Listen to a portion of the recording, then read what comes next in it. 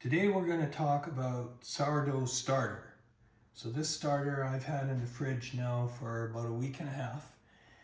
And there's a lot of confusion about what starter is all about and how often you have to feed it, and do you have to look after it like a kitty cat or a puppy? The answer is no. You can take your starter and leave it in the fridge for 3 weeks, even a month. I've left mine longer than that, and it's still viable.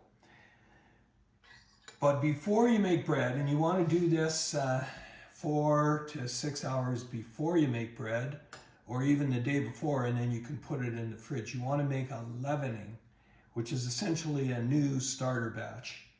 So what I'm going to do here is to take and put flour into this container to make the new starter batch.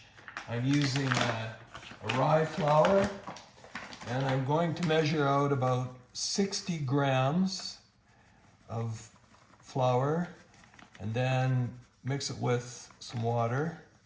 So there we've got 61 grams. So then you want to make up a paste. And I'm going to put in, with 61 grams, so I'm going to put in about 100 grams of water. And this will make up a paste, sort of the consistency of porridge. And you just mix that up, and then 4 hours or so, and have a look at it. And then I take 1 tablespoon, just a single tablespoon of the starter, and mix that in with the new batch. And then I'm going to let this sit for about 4 hours at room temperature, 4 to 6 hours, and we will have a new batch of starter, and that's what we will use for leavening in the bread that is going to be made later on today. Now, now we have this much of the remnants of the leftover starter. This can be used in pancakes and waffles, and it makes them crispier and just is a real nice addition to your next batch of pancakes.